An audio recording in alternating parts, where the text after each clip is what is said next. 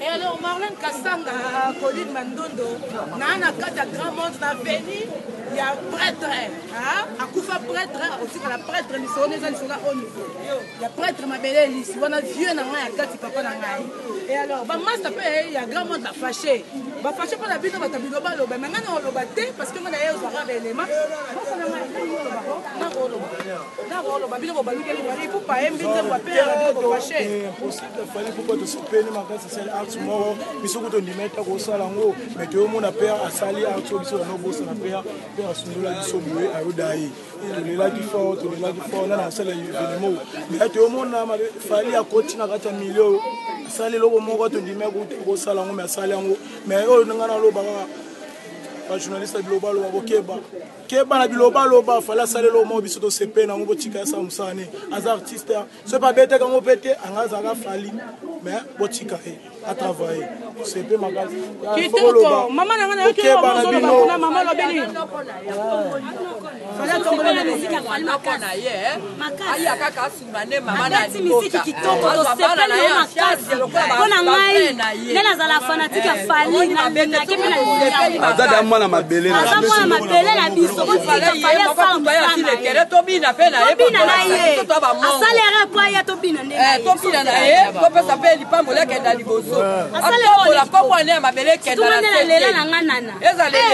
il faut asala yango sonnerie na ma téléphone ezaka nzembo wana. Merci beaucoup na grand monde ça Robert ba masto ko lo ba mi c'est ali lo wezelo na bino moko eloko ya mongo sepe na ngana sa encore lors des athées et alors ndeko nango ko lo ba ni Nagolo banga za mwana mabele lisi. OK. Na boy bito boy biloba lo baba to baza ko kosama kamna ndenge na mwana propre mabele. Makaro Renat. OK. To boy biloba lo baba to baza ko kosama kamna ndenge na bango saki bakuta na famille ya mabele. Famille mabele akufa tiki bana to tika ta mona connaissance moko to. Wa yeke o nga connaissance mabele nga membre mabele to yebi bango to donc musicien moko te mutu moko te moko te baba kula moko te ata mutu moko te. Biso moko le tika lo ka fali ye asali bokila lokondo en tout cas félicitations le ko fali asali to boy biloba loba wa za na posa sa makamba ke ni pa fali ke na ndenge na kilo koso na bango ba famille na bino te komba famille to boy.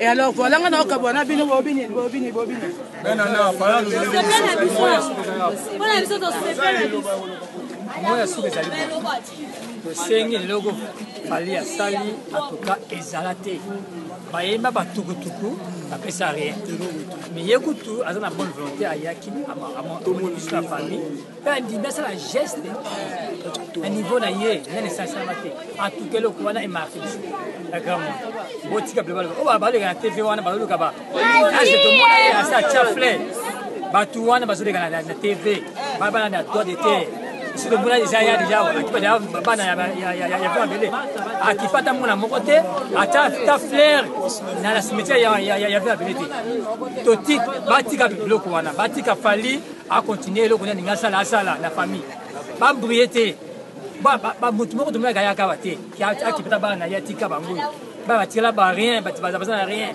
ata mutu moko ya ga shonta bana mabele sa boka bango asala bango ba sata rien. Hein? Le boy batika fali à celle où on a été na sita à cette grand monde à cette la famille. Merci beaucoup de kolanga tanga batsoma loba. Grand monde très fâché. Bokeba. Bonjour na voici nazala méchant les alors on est peut toujours sur la awa les c'est momi. Ebele les a baté ebele papa kufa ki atiki biso. Ata prophète na biso na kata grand monde. Kozanga yi. Mais à ce moment donné to fani na kata mboko to zala ba méchant ba ibazoleka la ba TV.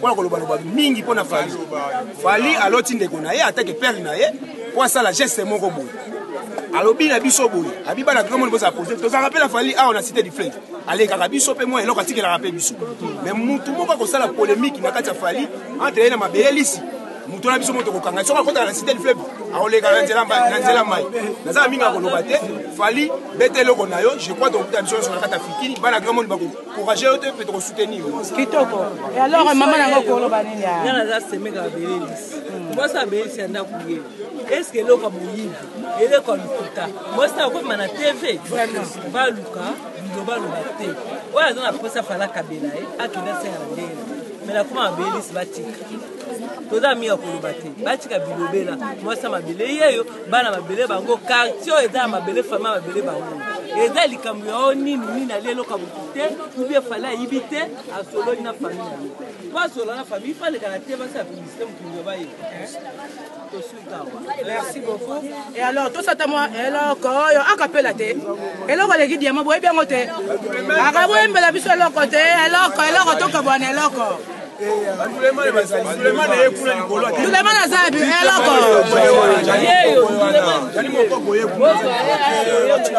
d'accord, mais le roi est un musicien, c'était pas un bango. Tout le monde a voyé un bango.